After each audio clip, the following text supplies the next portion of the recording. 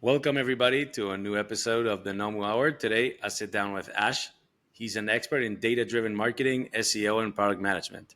He's also the founder of Genexis Studio, which helps businesses strengthen their brand identity, improve digital presence, and create innovative marketing strategies. Welcome to the podcast, Ash. Thanks, Juan. How are you, man? How is it going? I'm doing good. Man. Where are you based, first of all? Because I I'm in remember you're Bangalore right now, Bangalore, okay. India, the Silicon Valley of India. Such a Nice, beautiful, yeah. nice. Long way from Spain, where I'm at. Yeah. Well, I wanted to, start from the beginning and ask you, what did you study? What were your first jobs? That's interesting. I didn't think it would come up. Okay. I did my BTech in computer science first, and then did my MBA. And once I was out of business school, I wanted to explore, entrepreneurship to begin with. So I started out a restaurant chain, which is, not what I'm doing right now, and which has no connections to what I'm doing right now. So like that's um, weird, right? So I started a restaurant and then turned it into a chain of restaurants, and then I went into this operations first business where we were helping people solve daily problems, like helping them find janitors, helping them find workers for different kind of works, like for driver, gardener, and whatnot. Like if you Hmm. need anybody, a house help or anything, you can just reach out to us. And so that went well. That went for quite a while, but then I went into the SEO and content writing part of the things because I was always, creative. I always was into copywriting. So Hmm. that's how I was introduced to, like, obviously having a degree in marketing obviously helped. But that's how I started getting into marketing. And then with SEO, I started learning more and more about SEO. Hmm. And anything that I know about digital marketing or SEO, or all the different aspects that we see today, like influencer marketing or buzz marketing or viral marketing, all of these, it is something that I've learned on the way while Okay. working with my clients. These like the strategies that I implement are tried and tested because I try and test them while doing that. So it has been a journey of 9 years now since I switched into marketing. And those two startups that we had started, like me and a couple of my college friends, we just sold it to one of the friends and we just moved on in our lives. And some of them are chilling in Goa, some of them are outside, somebody is in Amsterdam, someone is in Seattle, but life goes on. Yeah, for sure. Yeah. How, I think people know that they are entrepreneurs or have that like in them. When do you think you noticed that you had that in you or you wanted to be an entrepreneur? I was it's a typical answer that Yeah. everybody sees, which is I'm not driven by 9 to 5. So am I.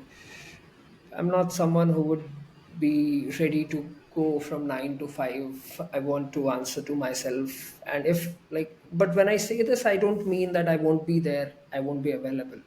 Like in entrepreneurship, you know as well that it's not always about 9 to 5. Sometimes it's from 9 to 9. Like Oh it's yeah. 24 Every day. hours, 24/7. So you're on the clock all the time, 24/7, 365. So that's there. But then again, like if I don't have to answer to anyone, that's the most important aspect of it when it comes to entrepreneurship. Hmm. Obviously, I'm answerable to the customers, my clients, everybody else, my team. But yet again, I have that freedom. Like if I'm doing something, just because I thought it is going to be wonderful, I would just go ahead and do it. I don't have to get permissions from, like seven different people or seven different managers or, whatnot. Like if I was an employee, if I have to go out for, let's say, lunch with somebody else, I would have to get it approved by my team lead, then my manager, then the HR, and then whatnot. So, like, it's a long chain of commands. So, I don't Hmm. have to follow that. Like, if I'm taking a client out on a dinner or lunch just to close some deal, I can do that because I think it might be useful. Yeah, but you're the one making those decisions yourself. Yeah. So, I like being in the position where I'm the one making decisions rather than, um, dependent on somebody else's decision making power. Yeah. And how is the startup ecosystem there in India? How is it like? How is it like? Is it easy to start your own company? Is it a country that's kind of open to that type of innovation? Is it very restrictive? How does it work? Um, See, all the startups that I started, like, Yeah. let's the restaurant, I started in college days. Um, how much capital did I put in? Less than $2,000. And it was a bootstrap thing. And that's how easy it is. Like, like when you open up a restaurant, there are a lot of challenges. You have to fix your vendors, like, there's a guy you buy meat from, there's a guy you buy groceries from, there's a guy you buy vegetables from. So there are all dairy, so there are all different forms of vendors, right? uh, but I was able to acquire everything on credit. Like and these were like cash deals. It was not like, these are card payments or anything. Like these Yeah. are shops where you just go and purchase. But I was able to get it just because I had a shop, just because I had a restaurant there. They were ready to give me everything on credit. So that's how simple it was for me to get started. I just had to buy the first like, whatever utensils and whatever equipment I had to get.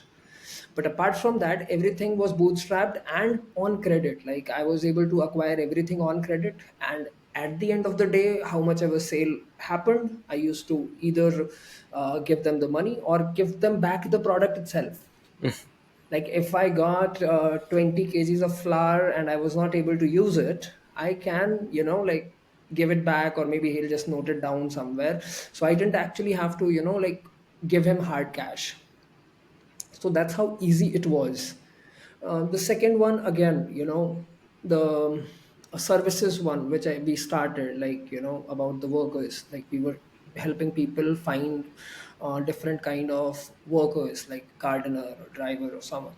So in that also, it was again like, no investment at all. Like all I had to do was I was supposed to give these people a call. So I like lined up, I found out, like, directories where I found like 100 or 200 gardeners, 100 and 200 drivers, and I just contacted them and said, okay, hey, you will have to be available Hmm. whenever I call you, and that is it, and you'll be paid. And whatever the deal was, right? And there was a cut out of it which we would keep.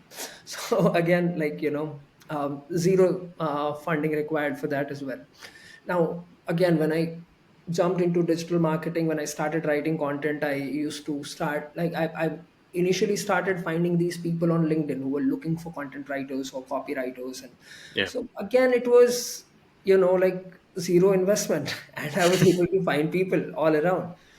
Then the app development or the software development projects that we took, that was because of Make in India initiative that was started by the government of India. So they wanted to let the MSMEs, or small and mid-sized businesses, um, use products and services which are made in India. Okay. So they started promoting us to the small and medium businesses in India. They were like, okay, hey, you are getting this service done from somewhere else. Why don't you give our people a chance and see if, we are able to provide the same or better quality of work. And that's how we started working with these local businesses as well. So all in all, I would say India is a great place, particularly for startups to start. Reason being, like almost all of the startups that have started in the past 7 8 years are flourishing like anything, because of ease of trade and because of ease of everything. Yes, taxation is a one, um, aspect which could get better. We are not allowing crypto transactions to take place. I mean, we are allowing crypto transactions to take place, but we are putting so much tax on it that people are Yeah. avoiding it altogether. Apart from that, I think things are pretty good. Like even in taxation, I think after Dubai, India is the best country to do business in. I mean, Dubai has no taxes, but then the next one is in, and the next one is India. So yeah, it's particularly like if we are competing with Dubai, in that case, yes, we are far behind when it comes to taxes, but otherwise we are in a pretty good place where entrepreneurs can benefit from being here and starting things here. And how do you think your background and your education helped you in this process of creating those very different, because those are very different, business models, industries that you've that you've attempted. It's pretty crazy, that you've been able to do that. Um, how has your education helped you? How have you learned about those industries and business models? Well, It's if pretty you amazing. talk about marketing particularly, I think marketing is just like, modern day witchcraft. Like if you can't enchant them, just confuse them. Like keep on confusing them as long as it's not working, and once it starts working, you can, so it's that simple. And as far as the first part of your question is concerned, Yeah. where like, all these different kind of businesses that I started with, and pursued and maybe failed, maybe succeeded. I mean, I have not put a right answer yet there, because I mean, obviously had I succeeded, it would have been, global by now. So obviously I didn't succeed that well. But why do I not mark them as failures? Reason is I learned a lot. Yeah. Like particularly the first two businesses, the service one and the food or restaurant business that I had, these are mostly like all the operation based businesses. These are operation based businesses, right? So once you get into them, you get to learn a lot about business and management. I'll give you an example. Like the fourth day of opening up the restaurant, like um, one of the helpers of the chef, like he used to do the baking and everything. So this guy says, "I'm not going to work today." I was like, hell, you're not. Like, you'll have to. We are getting orders. We have to deliver them. How can you, like? And he's like, I don't feel like working today. Like, outright. And it's not like I have a replacement for him or anything, right? Like, the head chef is working, the other helpers are working. And this guy, the only guy who knows how to bake stuff and how to, like the bread part. So the bread part is as important as the rest, like the vegetables and the recipes and everything. That is the head chef. But the bread is the most crucial item of all. So if that person stops working, and like there was no reason, like I was like, are you not well? Like what's wrong? Like are you healthy? Are you not sick? What is going on? And it was like, everything is good, I'm feeling top of the world, but I don't think I'll work today. And you won't believe me, like I was like, okay. And now I started negotiating with him. Okay, what can I get you to, like after today's work, I'll take you out for drinks. Drinks are on me, just finish it off, because I can see like 18 orders are pending now. In the next 15 minutes, like the order number has increased to 41, and I'm like, this guy is not ready to work, and how can I convince him? So finally we were able to convince him. The reason was, so these are like not very educated people who used to work, right? These are like people who just know the skill of cooking.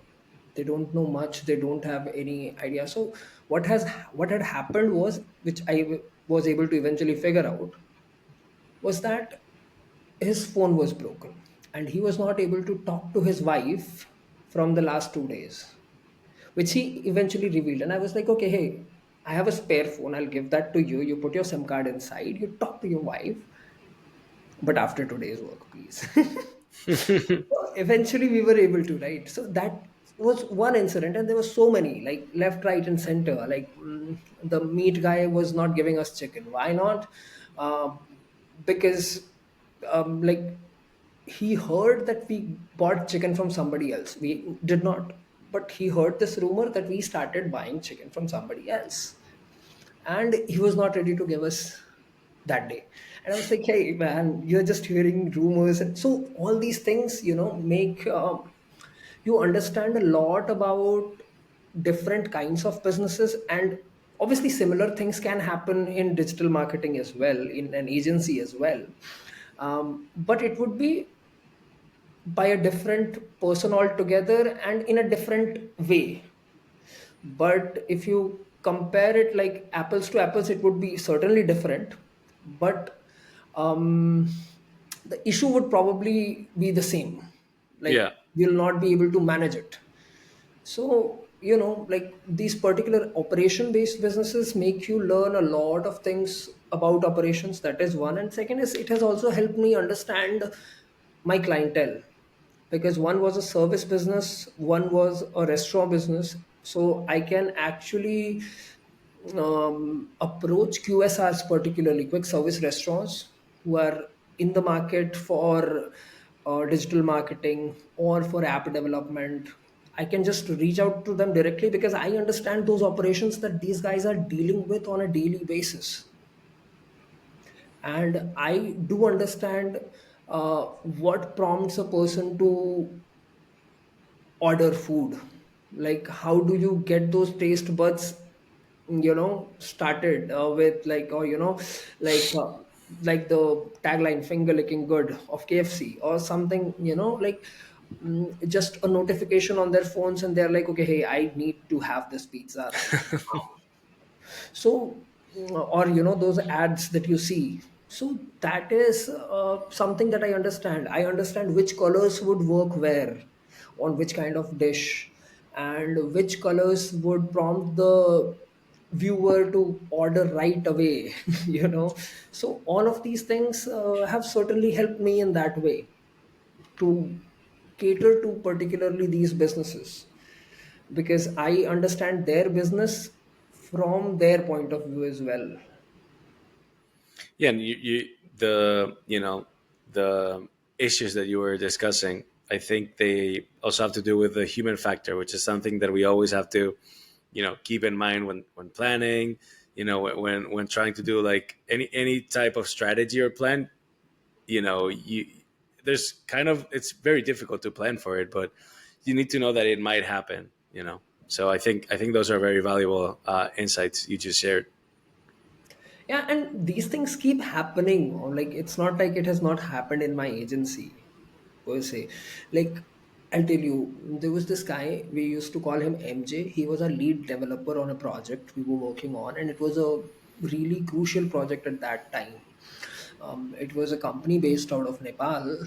They were starting a restaurant chain called Momo Way. Now, Momo Way was about momos. You've heard of momos, right? These No. dumplings. So momos are dumplings, particularly dumplings with a little bit of filling in it. It Okay. tastes good. It's an Asian cuisine. Okay. Okay. Now they started with this idea that we are going to start a chain, and they had this huge seven applications all together clubbed, and this huge application was being built. So like one was for the user, then one was for the delivery guy, one was for the restaurant manager, one was for the waiters, and so on and so forth. So it was a whole package, right? And MJ was our lead developer, and this guy had these urges to go and ride on a bike. Now, on the day of delivery, On the day when we were supposed to deliver the application, there were a couple of bugs we were fixing. We fixed them, and there was just like three bugs remaining. And this guy leaves the office on his bike during lunch break. And then I was in a different meeting after lunch, and I get a call from an unknown number. I usually don't answer, but that day something happened. I did answer, and I hear that this guy had been in an accident, and it was like one of the worst accidents that I had seen personally. I go there, it was like an hour away from my office. I go there, I see his thighs are out of his body, and there is a huge hole in his stomach and everything. So obviously I know that, at that particular point of time, I'm not even thinking about the delivery or anything. I'm like, hey, I have to get this guy to the nearest hospital as soon as possible. And so obviously me and my colleagues, we went, we did everything. I even like I had to donate blood. Me and a couple of other colleagues donated blood, because in India there's this system, like if you actually need blood, you have to donate some. So the quantity that you donate altogether is the quantity that you receive. I'm not sure how it is outside of here. So obviously our blood types were different, but they were like, okay, hey, you donate yours, whatever type it is, and we'll provide whatever type his is. And that way it went on. And then he went into that surgery. He worked, obviously, we had to employ somebody else in his place and get the work done.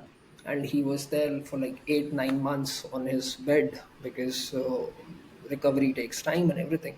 And thankfully everything went well and he was able to recover. And I was hoping that he would stop riding bikes. And the day he comes back to the office, like obviously the previous bike was all damaged and everything. So he was like, "Hey, I need a hike." I was like, "Okay, you deserve it. You'll get it." And the next thing you know, he gets the hike, he gets a bonus, and he has gotten the bike. And this time, more engine power, so more CCs. And I'm like, man, why are you doing this to me particularly? Like, Yeah. whatever you're going to do with yourself, please go on. It's your fucking life. I don't care. But come on, don't lay it out on me. But yeah, so I don't know, like you can't actually deal with all this, but then you have to consider the aspect of, what do you call it, like unexpected things are going to happen. These things, you can't just rule everything out. Like, just three bugs were left and we were all ready to deliver, and then this happens, and obviously you can't question him or his, because this is something where, all works disappear, and what remains is the friendship you have, is the relation you have, is the uh, humanity that you have, right? So at Yeah. this point of time, you are not thinking about work at all. And obviously, if you would tell this to a client, he might think that this was an excuse, or he might agree with you, and he or she would, understand, and they would be like, okay, hey, we are ready to give you an extension on the deadline or whatever.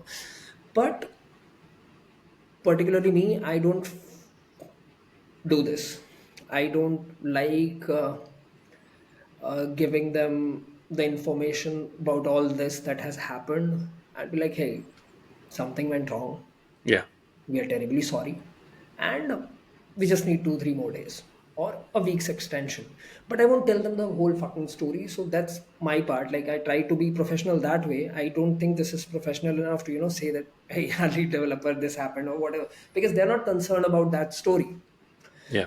But at the same time, I have to look both ways. Like, I have to maintain a poker face in front of the client as well, and I have to be there for my guy who has given me his sweat and blood for these many years. So yeah, like, it happens. Yeah. How many people work at your agency? Currently we are 24, and we are increasing. Like, last year we were like 8, I guess. Like there was a time when we were so many people, but then after COVID, there was a, like, it was very slow, so we had to let a couple of people go because we are not able to sustain that way. Um, but then again, we are growing again, and this time for good. So yeah, touch wood. And can you, you know, give us some quick tips on how to do good content, how to some SEO tricks, how to write a good email, how to write a good post. Yeah, just some tricks that you've learned. The best trick that I've learned is stop doing it for the algorithms.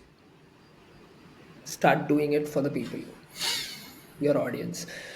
Reason is, like, obviously there are a couple of tricks and tips that you would find. Like if you go to threads right now, the top posts that you would see, you would start seeing what do you call it, a pattern. You would start seeing a pattern. Hey, I'm looking to connect with these people, content creators or whatever. And then there are some people who would say, I'm looking for a social media manager or video editor. And those are the most engaged posts. Why? Because there are so many unemployed people out there who are like, okay, hey, I'll manage your social media, I'll be your video editor. But these are the tricks being employed by these people who just want likes and reach. Or like, okay, hey, let me just reach to like 10,000 people or 20,000 people or 100K people. And but they're not providing any value, right? So obviously there are so many tricks to trick the algorithm into thinking, or trick the particular people into engaging with your content. Like on LinkedIn, there is still a way to increase your followers, which Mhm. is very simple. You just post a job which is an easy apply. Because when you apply for an easy apply job, what happens is there is a checkbox at the bottom of the your application, which is already checked, which is follow XYZ for more such updates, and which is already checked. So out of 100 people, like maybe two or three people are going to uncheck that box, so you're getting automatically 100 followers who have applied for the job, which does not exist, by the way. But these tricks are not going to help you, like in the larger picture or in the longer aspect of things. What is going to help you is if you start writing for the people, if you start creating the content for the people instead of for the algorithm. Like Mhm. this trend that was going on, particularly right now on Instagram, you would have seen these 1 second reels, like the sound, ding, and that was all. Now how is this playing with the algorithm? Like by the time the viewer realizes that the video has ended, it is already way past 6 seconds or 7 seconds, right? And it is giving the algorithm an update, like, or a notification like, hey, this content was viewed 6 times or 7 times its duration, so this is good, let's show it to more people. But the length was 1 second. Yeah. So yeah, so now you can trick somebody into it, but you're not going to gain followers out of it. Like even if it reaches 30 million views, I am sure you can't even get 100 followers out of it because of that 1 second thing, because it does not matter at all, because people are going to follow you for what you are going to promise them, right? Like they people see a promise in whatever video content or whatever written content that you have published. So they see a promise and then they follow that, Hmm. okay, hey, this is a promise for future content, future good content that I am going to consume as a viewer. So if they don't see the potential in that video or in that particular piece of content, they are not going to follow you. So it's good to provide value. It's good to, create content for your consumers, for your viewers. Yes, what you can add to it is Be a good marketer about it, make it shareable, make it relatable. Like if you relate with something, you'd be like, hey, me and Ash discussed this that night on this podcast, let me share it with them. So if people are able to relate with it, people will share it, so it should be shareable. And as long as it is shareable, you're good on all the pointers of a good content, because if it is shareable, it can be viral. Reason is, mostly all the algorithms keep like, even if you sorry even if you talk about YouTube, Instagram, Thread, or any place like Twitter, all these algorithm place share as their highest. So the more a content has been shared, the more likely it is to go viral. And the virality increases with the shares a particular piece of content gets. And that algorithm is same with Google, with SEO. Like even in SEO, like what is a backlink? If you think about it, what is a backlink? Like there are people out there who are selling it for $5 or $25 or $2,500, but how it is helping you? The authenticity keeps the thing going, right? Like if you have a backlink from a top like industry blog from your niche, then it has some weightage on the search engines, on Google, on DuckDuckGo, on Yahoo, or on Bing. And what happens is, these search engines start putting you as an expert on that particular subject, because you got it from a well known person. Like you and me are sitting in this podcast now. Let's say Elon Musk talks about our podcast, so obviously the weightage would increase, right? So what happens is, all the basically all of the marketing that is happening is kind of driven in the same way. Like the weightage increases, the potential of you going viral, or the potential like the likelihood of you being better or getting better at a particular thing. So I think yeah, it's that's pretty much it. Like the more weightage that you can get, like if somebody from having 30 million followers is going to repost my content, obviously my content is going to gain visibility. It's as simple as that. So obviously if Elon Musk talks about our podcast is going to be a hit. Yeah. Yeah. So yeah, that's pretty much it. And how important is it to adapt the content that you're creating to different platforms? Is it, for Instagram, for TikTok, for YouTube, for LinkedIn? How important is it for people to adapt their content to those platforms? Is it worth, you know, doing that effort? Is it not worth it? What are your thoughts on that?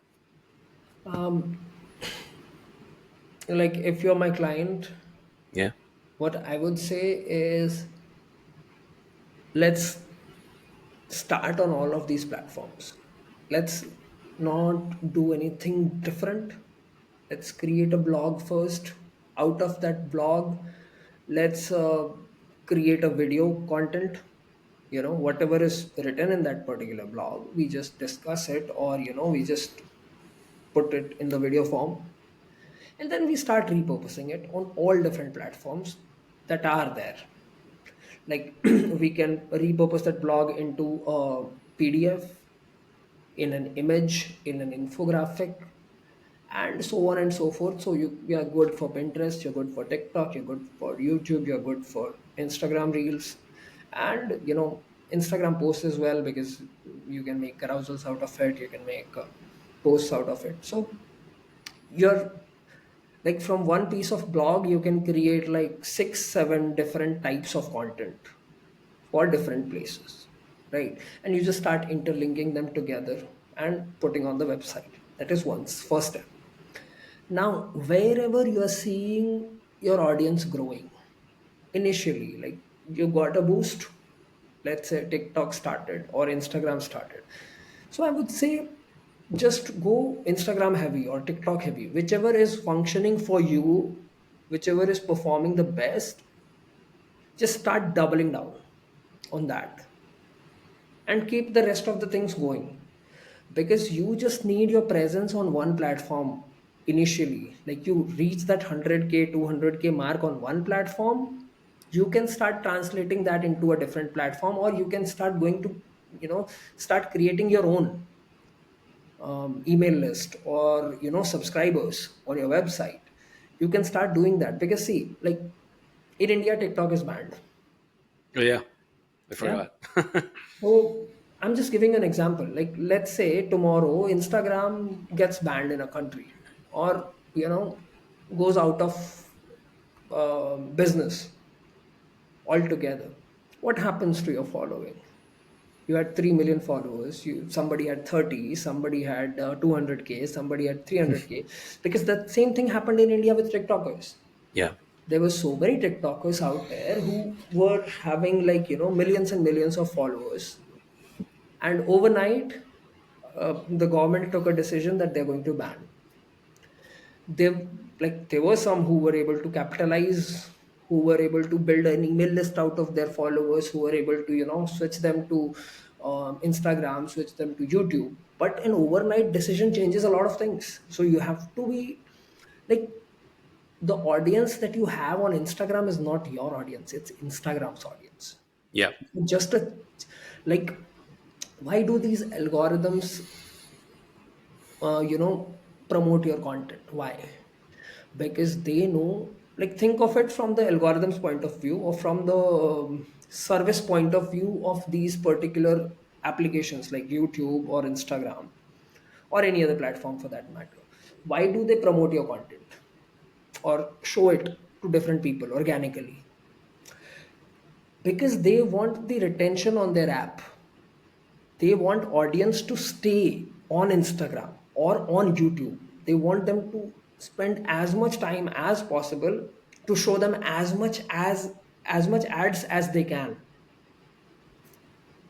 to eventually make money out of it. Now like, if your content is valuable enough, they would start showing your content on the home feed of YouTube, or on the explore section of Instagram, or on the scrolling reels. Like, why would they show your content? Why do they show your content? They want to see, they know that, hey, once content is very engaging, people spend a lot of time on it, people share it with different people, so let's put one's content in front of all these people.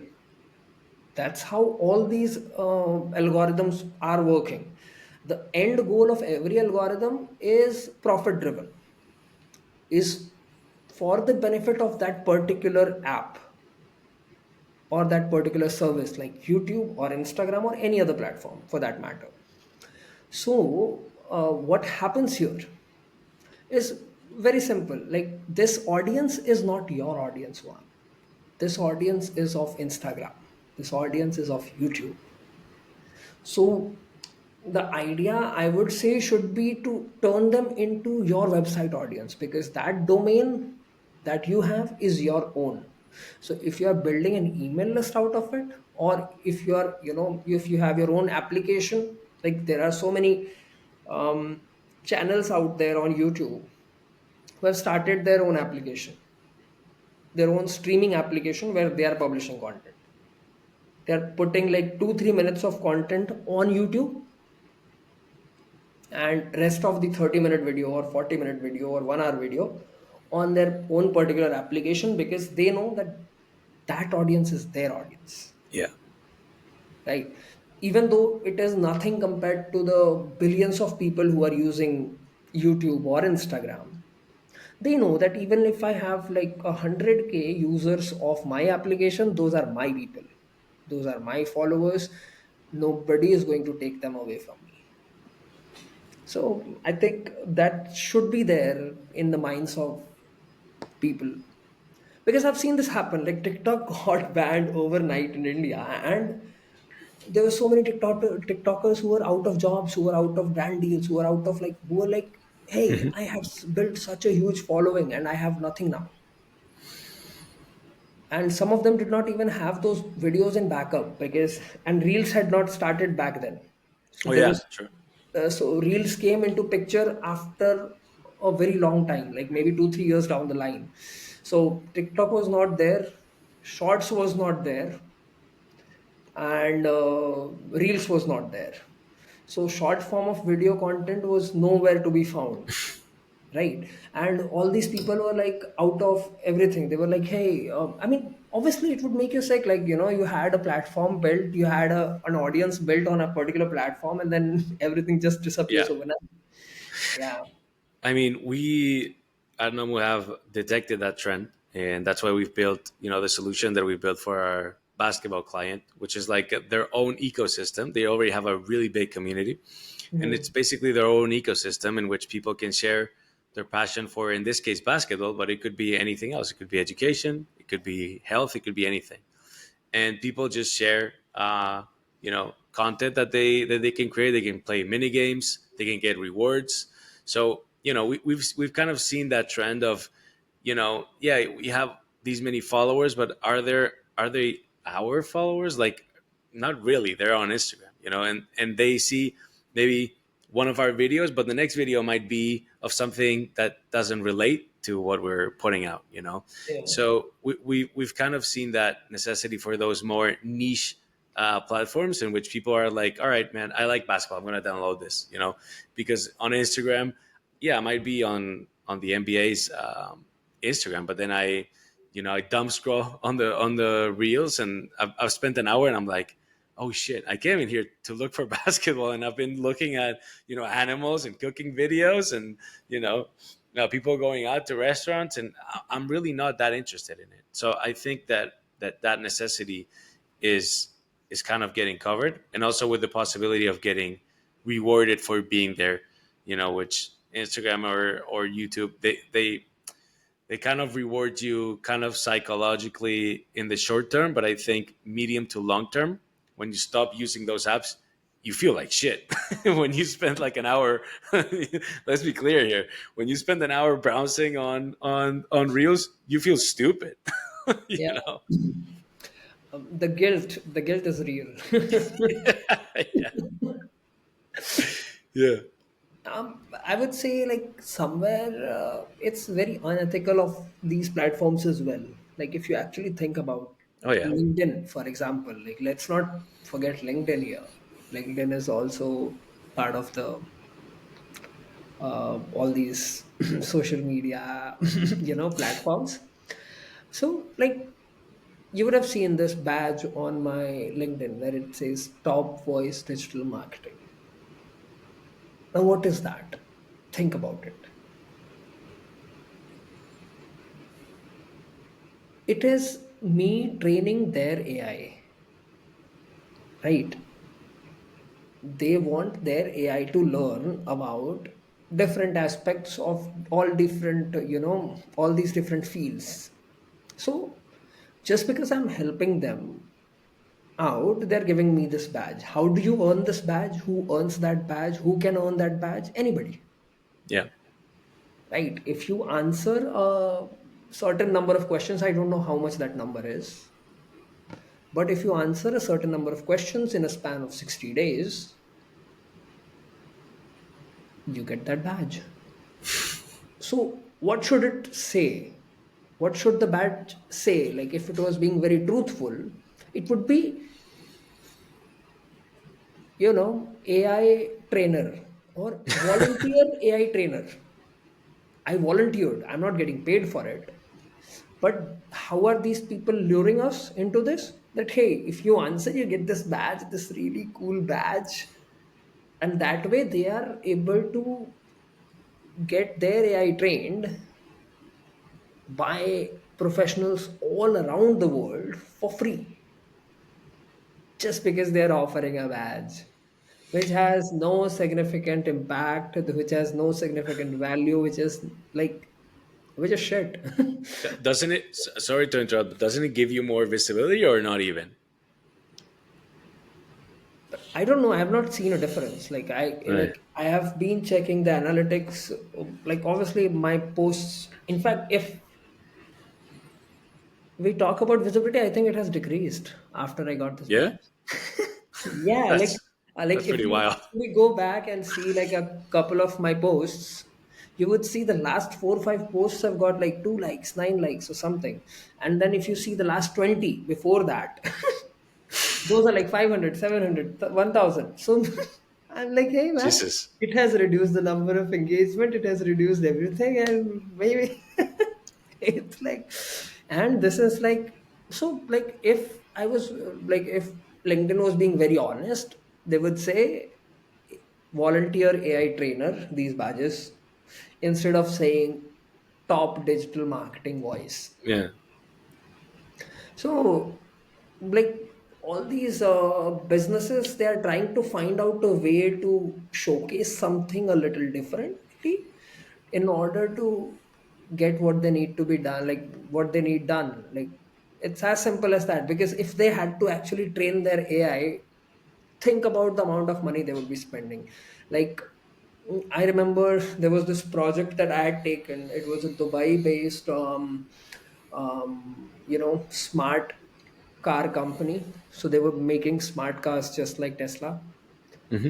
So there's a lot of things like data labeling, and then data mapping. So like the job was very simple. They needed a couple of people to go on and look at all, like, let's say 300,000 images, and then label that, hey, this is a sedan, this is a hatchback, this is a SUV, this is a, so on and so forth. Like this is the right bumper, this is the left bumper, this is the front bumper, this is the back bumper, and so on and so forth about different parts of car, right?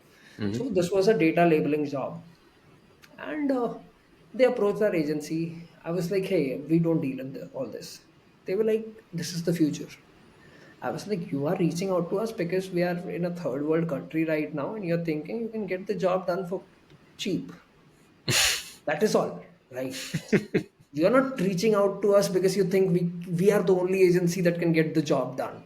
In fact, this is not even under our portfolio of work or our area of work. Like we do deal in social media marketing, in SEO, in Google ads, Facebook ads, and whatnot. Now Yeah. data labeling is nowhere, there.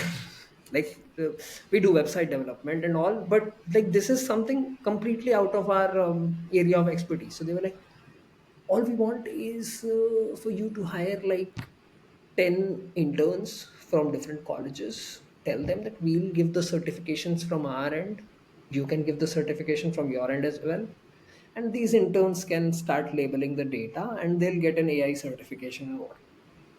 I was like, okay, how much are you willing to pay? Because you want to explore, right? As an Yeah. entrepreneur, that's like always like even if it's not your area of expertise, you're like, hey, more exposure is always good. Yeah. Yeah. Yeah. For sure. And more money is always good. So I started inquiring. So they told me that, hey, we were paying this company this much, and but they were not able to do it at scale. So we are ready to pay twice the amount, but we want it to be done at scale. Like we want at least, because they had a lot of data, like 300, 400,000 images to be labeled for every part that was visible, so that they could train the AI. Hmm. So overall cost of that project was around, I mean, somewhere between 200 and $300,000. Right. Now, if you think about it, that was just a small aspect of all of it. Because think about the answers LinkedIn is getting every day, right? Here, the number of images were finite. It was 300, 400,000 images, and these people were paying us around $0.6 for every image. Hmm. So the overall amount went around 200, $300,000 in between somewhere, right? So it was as simple as that. But here in this case, every day they are getting like 100 to 200,000 answers. Even if you put it at 1 cent, think about the amount of money these people are saving. And what are they giving you back? A badge, which is like, like it's like, I don't know if, like, Tony Blair, you have heard that name, Tony Blair? Yeah. Yeah. He was kind of the puppet prime minister of the England. So it's as simple as that. Like, the value of prime minister at that particular time in England was nothing. So that is the same thing with this badge. The value is um, officially you are the prime minister, but you have nothing in Yeah. your hand because queen is the queen and queen takes all the decisions. And I think this is very interesting. All these insights that you're giving us, but I want to get to what do you think is the future for these type of platforms, the LinkedIn's, the Instagrams, the Facebooks, the TikToks of the world. X Elon Musk is trying to make his own version of WeChat in China, which is like the app for everything there. So his plans are kind of clear. He wants to introduce crypto too. He wants to do a lot of wild shit, AI. He wants to do everything in that app. Yeah. So, what do you think is the future for these type of apps? Like, obviously, we would see a change. We would keep seeing changes. Like, Instagram introduced threads.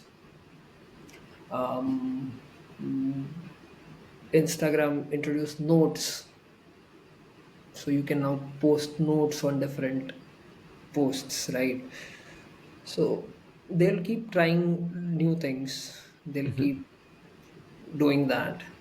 But as far as I see things, Instagram is going to kind of go obsolete, just like Facebook.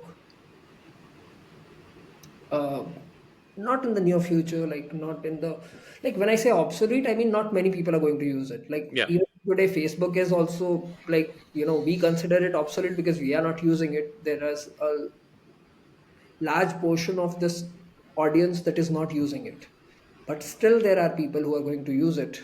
So the same is going to be the case with Instagram. Something new is going to come, or people are like, I've seen people prefer Snapchat over Instagram, like these particularly Gen Z kids who I don't relate with much. But like in my office I have a lot of Gen Zs, and Yeah. they are all like, you should get on Instagram, and I'm sorry, you should get on Snapchat. And I'm like, I don't understand. Like, I'm sending a picture and that is all I'm doing. And how is it benefiting me or you or like whoever? Like, how can I send 100 pictures to 100 different people every day to just continue the streak? Like, I don't get the point. So obviously it's so new to me, but then I can see these people are so engrossed with these streaks that they are continuing. And there are like, there's something called snap score, and there are people out there who have like millions and millions of snap scores, and I'm like, hey, that's strange. So yeah, something new is definitely on the way. Like, I think YouTube is going to survive. Reason is, they are a single platform who has kind of, all of it. Like, they have given preference to short form of content as well as the long form of content on the same fucking platform.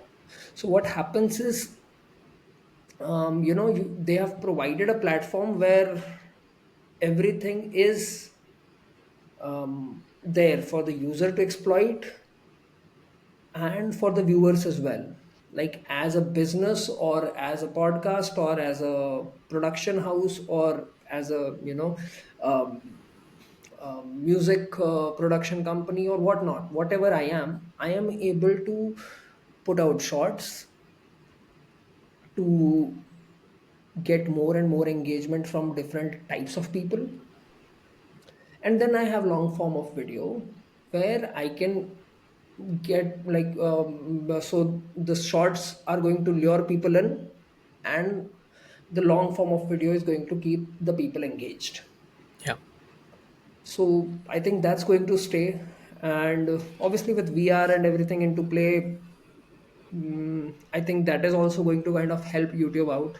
Like, as soon as it is more common than we are seeing right now. Like, VRs are not common, more common these days, but obviously there will come a time where Hmm. everybody would be wearing a VR set instead of a headset like you're wearing. So with that also, YouTube would be the go-to platform. So I don't see Instagram go beyond, like Instagram currently is kind of one of the top platforms, but eventually they'll not be at top, and it will be like Facebook. Like, but yes, we have to give it to Instagram for that, like, or even like Meta for that, because they came up with Facebook. Then they came up with a competition of Facebook, which was Instagram. Then they came up with Threads, which is a competitor of Twitter or X. And they keep coming with something new. So maybe they can come up with something that is able to get the new people rolling in, because I can see things are like, attention span has grown shorter for people, so Yeah. people are. And then there are a lot of things going on as well, and I'm seeing some political angles as well. Like, I can see how different countries might start banning Instagram Yeah. and maybe YouTube shorts as well. Reason is, like, I'm like, in India particularly, I'm seeing a lot of videos where children are addicted. Like 4, 5, 6 year old children, they are addicted to reels. And there are these teachers who are recording, or there are these doctors who are recording their episodes, and they are like, hey, give me the phone, give me the phone. And it's like an addict asking for his next fix. Yeah. Like, somebody who's addicted to smoking or maybe coke or whatnot. So, like, I'm not sure if you've seen Addict, but like, the way they crave for it and the way they start, like, throwing things out. And so I'm seeing those type of videos on Instagram every day now for the last 2, 3 months. And I can see that if it is impacting this much, obviously there can be an administrative decision by the country saying, hey, it is affecting the mental health of people, especially the younger minds who are going to be the future of this country. Yeah. So I can sense it coming. So that is also, I would say, a possibility where it might, like, all form of short content might get banned. Yeah. People compare the social media area and the advertising going on about social media to the times in which tobacco was highly advertised by doctors, or when cocaine was in Coca-Cola, stuff like that. So Yeah. yeah, it's kind of like the Wild West right now, and I do feel like regulation is coming, especially when you see the way China has used TikTok as I don't know if to call it a weapon or a spy software system, in which the way TikTok works there is way different to the way it works in other countries. The type Same. of content that they promote in China is more educational, more related to the country, more related to science, to education, and they've limited the time that kids can use it.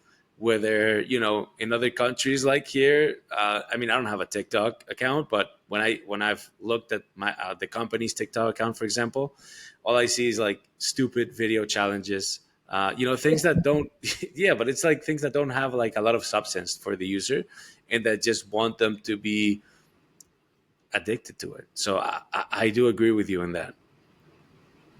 Like, I mean, if you think about it, particularly, like, the kind of content that is going on, it's mostly just a numbers game out there. Yeah. So people are doing it for the numbers sake.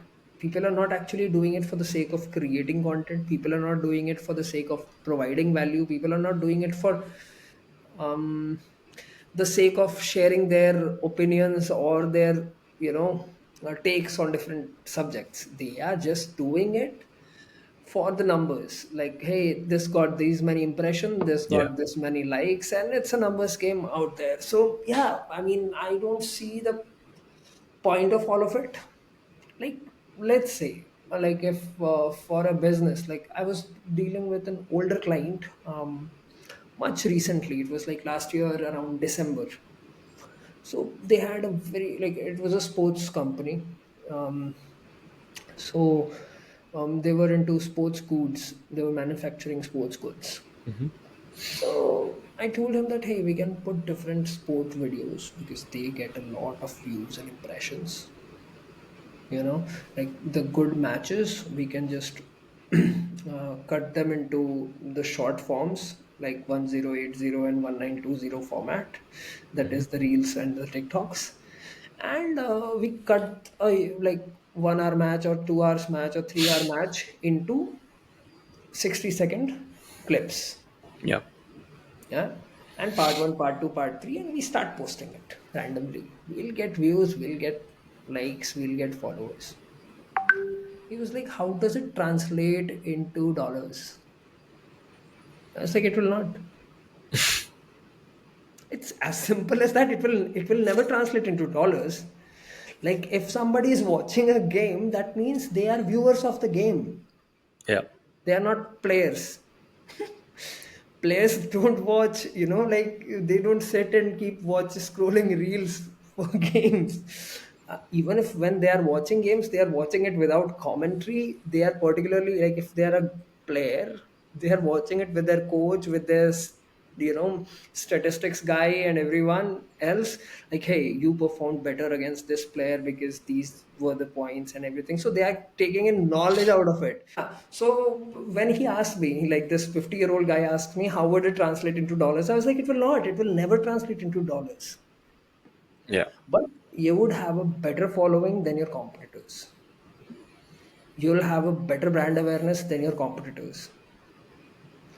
And if you actually consider it, maybe 2 3 years down the line, it will start translating, because your brand would be so much well known that people are going to recognize it everywhere they see it, and people are going to ask for it. And like, whenever a sports guy or an amateur athlete, whenever they go into a shop, the choices they have is Adidas, Nike, Asics, or Puma. Like, some like initial choices are these four. Let's say, let's go with these four for example. So they're obviously going to pick from one of these because these are the only well-known brands that people know of. Or Reebok. Yes, that was the one I was forgetting. So yeah, Reebok. So like all these 4 5 brands. But what actually happens later on? Let's say you have a 2 million following, you, from different cities of the world. So you are a popular channel, and people are seeing your logo on every video that you're posting. So obviously your video, like, logo is recognizable, and people are watching matches every day. People like to watch the highlights, people like to watch old matches, and it's their favorite pastime. So Yeah. that way, what happens is, people are going to watch it more and more, and you know your brand is going to be recognized by more people than you think. And eventually, like 2 3 years down the line, you would have, like, 300 or 400 million views in accumulation altogether. There would be like 20 million people knowing you, knowing your brand. So obviously your brand value would increase. So obviously I cannot put a number on it, but then once it starts translating, it would translate huge. Yeah, it's being on the people's minds basically when it comes to being on top of their mind in terms of, hey, I want to have a drink, and the first thing that comes to mind maybe it's Coca Cola because it's like the most recognizable brand. So I think No. I It's was it's thinking Johnny Walker, but okay, go on. well, maybe because it's later where you are. Yeah, yeah. But yeah, it's more about that, about being on the top of mind of your audience. Yeah. And you know, I since it's been like more than an hour, I don't want to steal more of your time. So if you want, you can share, the future for you and your company to close it out. All right. Like currently we are getting into, you know, or we are getting greener, and we are taking on clients where we want to like see changes in the future, or who can impact the changes in the future. So like currently we are in talks with a couple of state transportation companies where we are making their vision come true by making them greener and greener. I mean, we'll have to do a whole other episode on it, so forget about that. Cut this part because I can't sum that up in like 2-3 minutes. It's actually a great initiative. But anyway, so we are going Well, to yeah, we'll start. do a part two and we can discuss it. No Yeah, worries. yeah. Sure thing. So yeah, mostly it's about like we have started this organization called Shades. It's called SHADEZ, like the shade that you get from the trees. So Shades is an organization where we are thinking about, like we are figuring out ways to reduce the Earth's average temperature by 3-4 degrees in the next decade or so, Hmm.